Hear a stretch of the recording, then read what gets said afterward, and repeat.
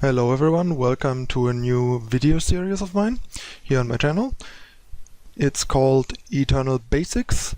Today I want to talk about a basic concept that is very essential to almost every game of Eternal that you will play.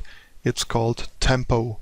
So the thing with tempo is it might be a bit abstract of a concept to newer players, but I'll try to make it more clear to you and explain you what it is and how it works. So basically tempo means how efficiently you use your power compared to your opponent. Like for example, if you on turn 2 have 2 power and can only play a 1-drop because you have no 2-drop, and have to waste 1 power there that you can't get any use out of, you are basically giving up tempo, especially compared to your opponent that is using both his power on his second turn. Another way to look at it and compare it, for example, is, let's say we take Champion of Chaos that we all know. Where is it? Here. And let's say your opponent plays it on turn 3 and it's a 4-4 or 5-5, and then we get to vanquish it on our turn. That basically generates tempo for us because the opponents just spent 3 power on a creature, on a unit, and we only spent 2 power to get rid of it. The same thing basically happens if a 1-drop trades with a 2-drop of your opponent, or even with a 3-drop of your opponent and stuff like that. And that's an effect that is not necessarily super obvious and clear at first sight, but you will feel the impact of these things over the course of a game, because eventually you will feel behind and feel like you have a hard time keeping up with your opponent, and you might have a bunch of cards in your hand that even more hand cards than your opponent, for example, but you still are losing for some reason. And if you're wondering why, the reason is because you are behind on tempo.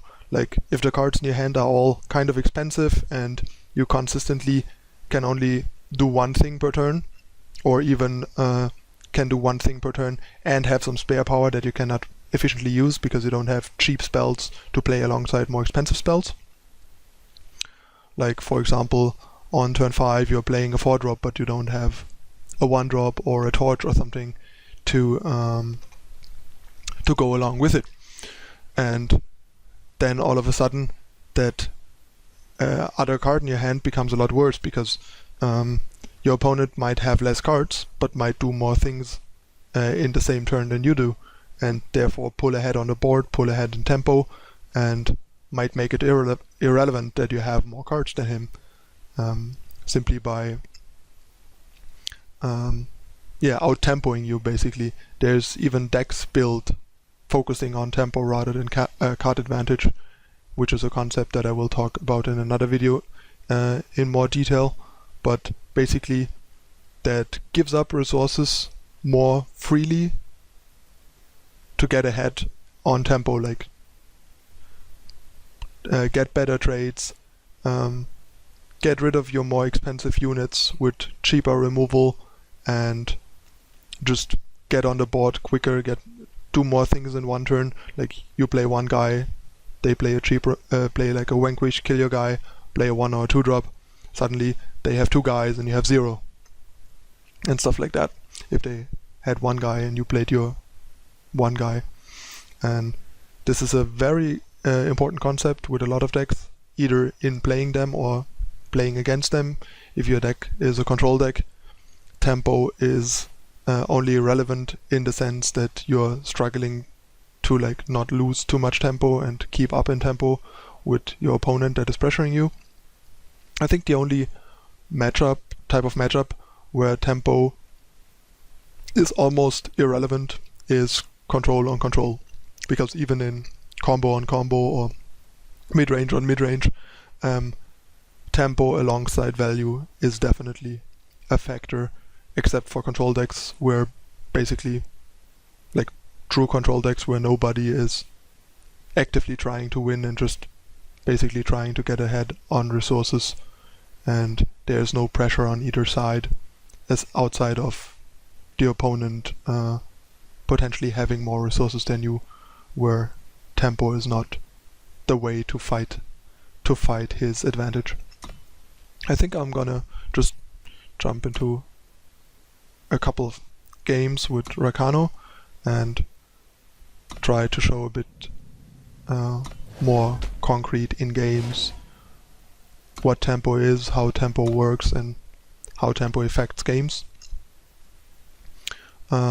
This is like a pretty new type of video and a non-scripted approach, so yeah, if there's anything that I might not have touched in the end, or that you would like to see me improve upon, let me know in the comments. But for now, this is how I'm trying to tackle this specific topic. So here, basically, tempo-wise, there's not much we can do. We can either like use this to play our 1-drop, and then waste 1 power on turn 2 to play our 2-drop, or kind of do it the other way around. I think it is probably better to play the seal and the 1-drop, because there's a lot of draws that we have that make it so we don't waste any power and go 1-drop into 2-drop, which is ideal. And if we don't, it's almost the same, except that we have a unit that can attack on turn 2, but we have a weaker unit in play. So it worked out the way I mentioned. There's a lot of draws that we can have, so we can curve out smoothly and not lose any tempo. And as you can see, our opponent is already behind in tempo because they did nothing with the power they played on turn 1. So now after their second turn, we will be still ahead on tempo no matter what they do, basically. Like, not no matter what they do, because what they can do here to recover tempo is if they like Stone Scar and drew into Fire Influence, they can play a Fire Influence, torch our Rakano Outlaw, and play a 1-drop of their own to match our 1-drop. Then we would suddenly be even in tempo, because the 1 tempo gain from killing our 2-drop with torch would make up for the wasted power on turn 1. Now I'm gonna play another sigil attack. As you can see, like, there's a lot of people that talk about like how bad Pyro Knight is against Varus Favor and stuff, because Varus Favor kills it for free basically, because it's a power and they get a Shadow Sigil and get to kill the Pyro Knight. But what they don't consider is that my Pyro Knight already dealt 2 damage to them, and it cost them 2 power to kill my 1 power guy that dealt 2 damage to them. So the only way the value advantage that Varus Favor gives them matters is if the game goes long enough that I basically run out of hand cards and the opponent is still alive and has resources left while I have no more resources. Like, until that point, tempo basically is what dictates this game, not the fact that they got to kill my Pyro Knight for free. So if they keep using more expensive answers to deal with cheaper threats, they will take a lot of damage and fall behind on board while they do so. So basically,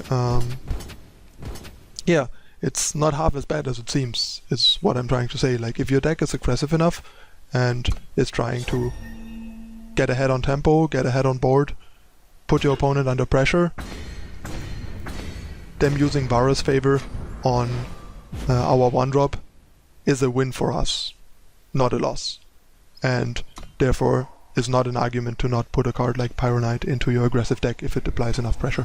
It would, however, be bad to put a unit that dies without value to Vara's favor in a deck that is not aggressive. Like in a mid-rangey deck, a unit that dies to Vara's favor is a lot worth, because the game will almost always go long enough for the card advantage from Vara's favor to matter, because both decks are built to go to the mid or late game even. Unlike here, where one deck basically tries to prevent the late game from happening, like Rakano wants to win in the mid game and not go to the late game because it's not built to be a late game deck. So yeah, we are still fairly ahead on tempo. As you can see, we have a better board position due to us flooding out a bit and therefore wasting some of our power. The opponent could catch up a bit, but as you can see, Sword of Icaria again generates quite a bunch of tempo for us, because we spent 3 power, got rid of 2 4 power units, so it generated card and power advantage, and Vanquish once again generates some huge tempo swing here, because we trade 2 power for 5 power and put the opponent on a pretty low life total with 7 power of over 3 units in play against a deck without sweepers and no board position. So he basically needs to play a blocker that can hold up our guys and hope that we don't have a way to punish him for that, basically. Which unfortunately we haven't. Like, what we would have needed to draw here to keep taking advantage of our tempo here is a weapon or finest hour. Or even an enforcer on Statuary Maiden would have been okay. But right now we basically cannot attack, I think, because he basically just blocks here and blocks here. We lose 2 of our guys and fall way too far behind. But yeah, you can also see in this game what happens if the game shifts from tempo mattering to like power and card advantage mattering. Because suddenly our opponent has stronger, less tempo efficient cards that take over the game because we failed to keep pushing the tempo advantage we had. But maybe we can recover from that still thanks to the hammer draw. So yeah, I think putting hammer here and attacking with these 2 guys seems like the right play.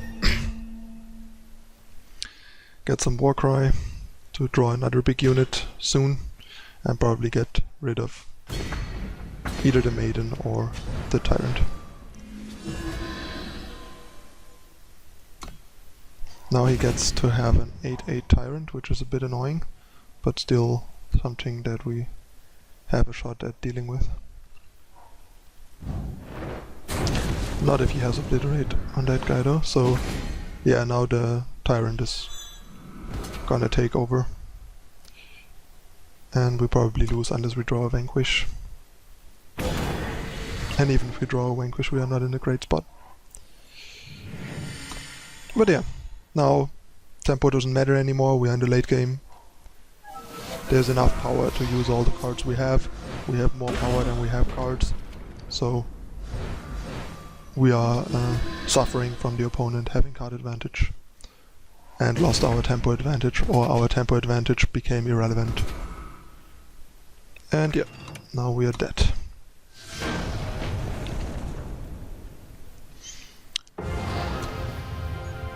Let's play another game to explain this some further, and also maybe show you games in which tempo actually like puts the opponent with the back to the wall and makes them die. I mean, our opponent was very much with his back to the wall until a certain point where his strong mid-range cards managed to stabilize, which is basically how the mid-range against aggro matchup works. They are behind in the early game due to like lack of tempo, but have powerful mid and late game cards to try and use removal to stabilize against aggro and then let their more powerful cards take over. But that only works if you are not too far behind in tempo in the early game, which is why it is important to implement cards in your mid-range deck that are capable of not losing too much power or sustaining, not losing too much tempo or sustaining tempo or even recovering tempo. And lifesteal cards like Infernal Tyrant are definitely cards that have potential to recover from a tempo disadvantage once you have stabilized. Alright, another pretty good hand. Let's see how this one goes. And yeah, basically there's this concept of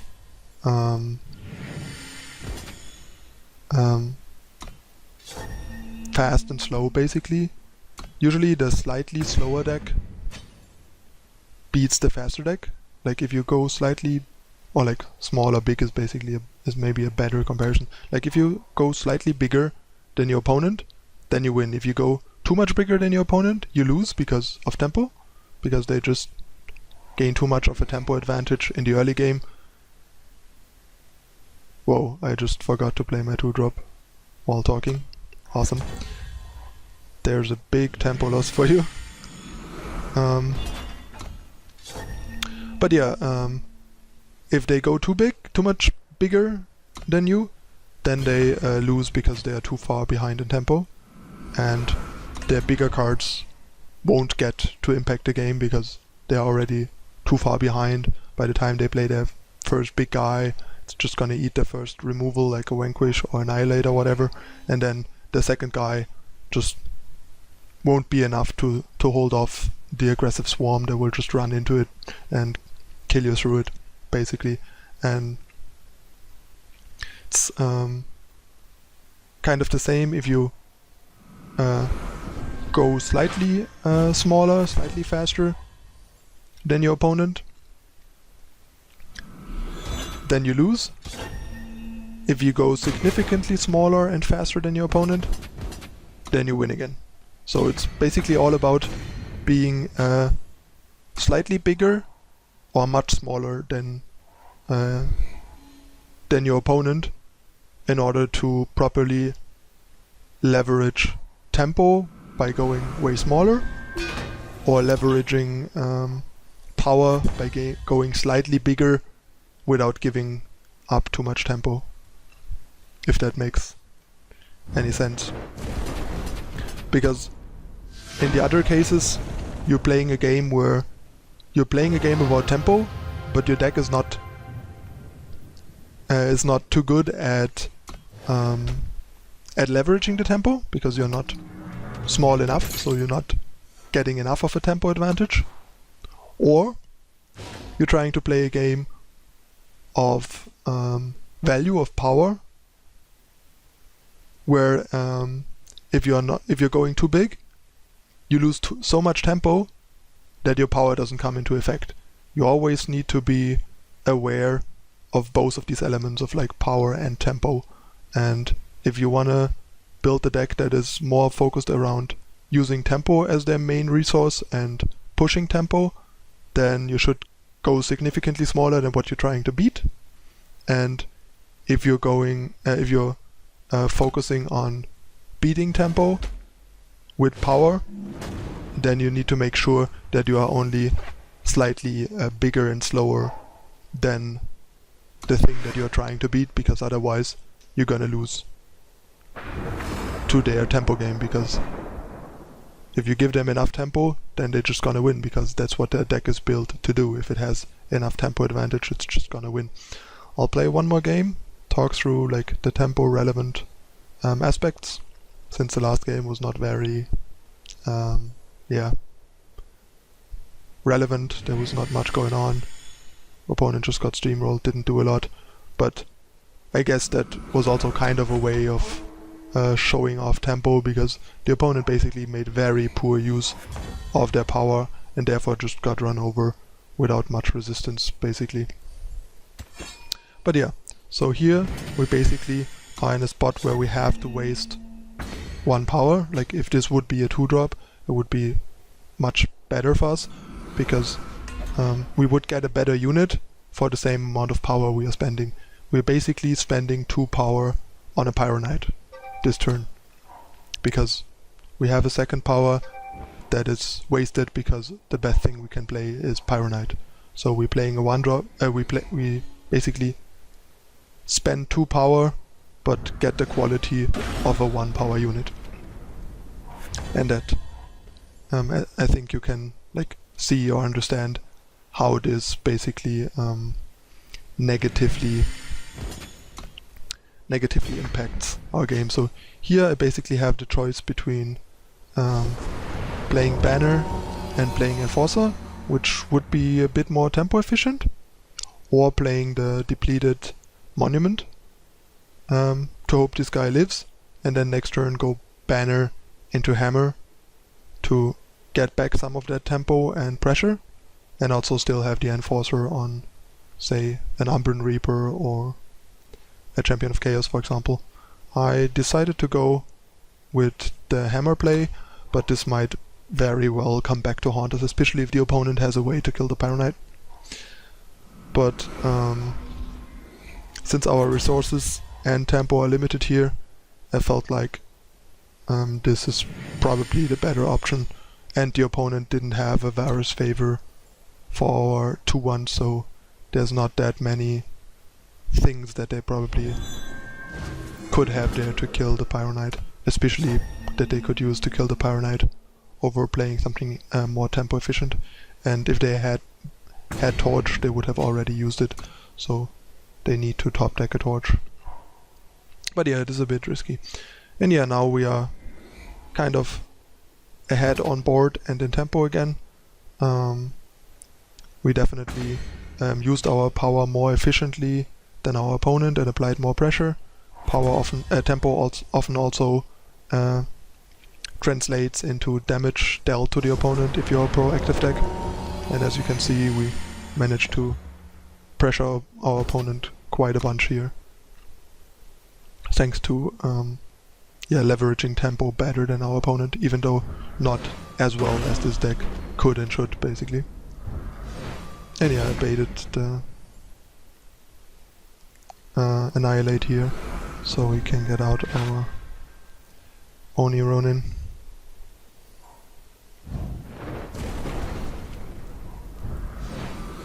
And he either had a torch the entire time and decided not to use it, or he just drew it. I didn't see where it came from his out of his hand. So, and yeah, now we have Vanquish to make another tempo play again.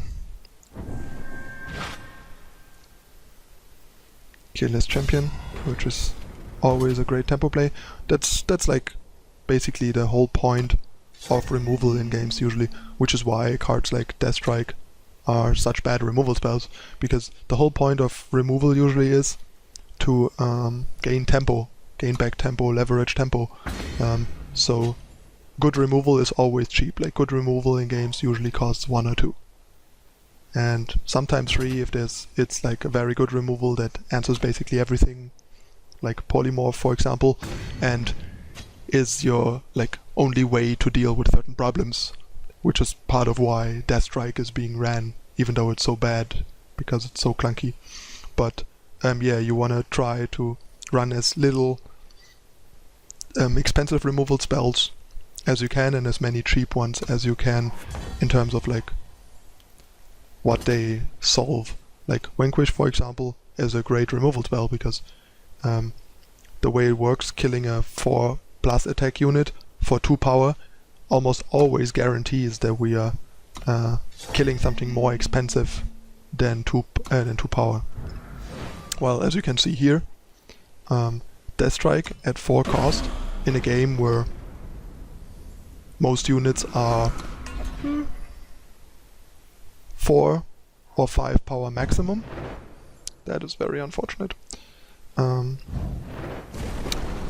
Maximum, Death Strike will almost always kill something that is cheaper than itself or cost about the same as itself, which is very inefficient if you're already playing a reactive game and basically start the game behind on tempo.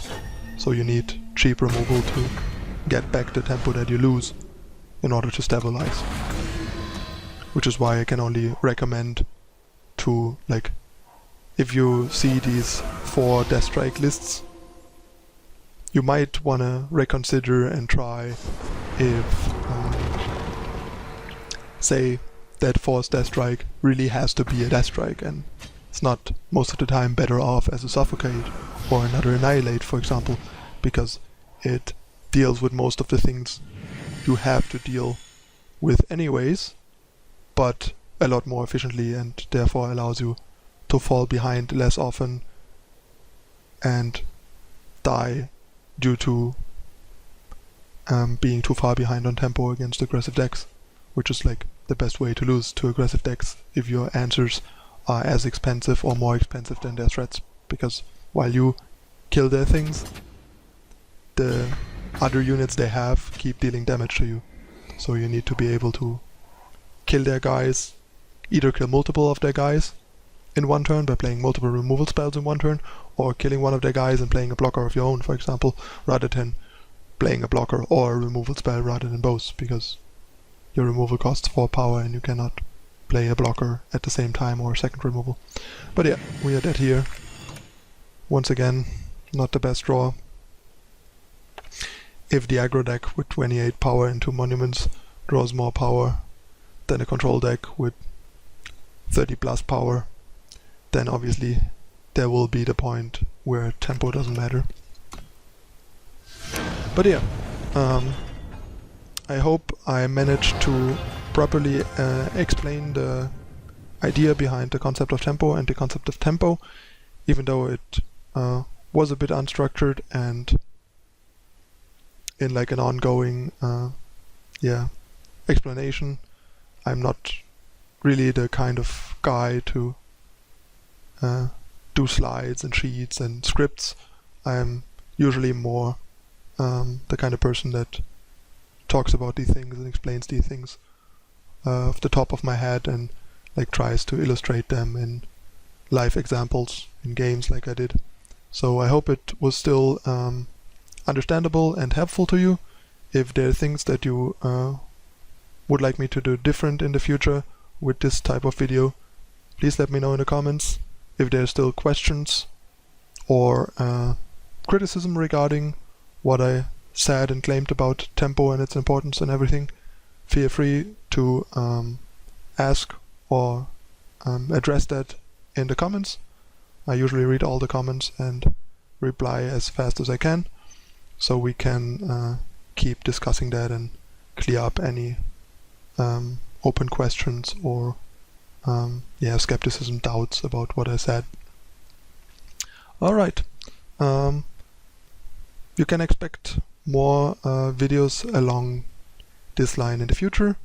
Next one might be board advantage or card advantage, for example, just to teach people a bit more in depth about these essential concepts of card games like Eternal.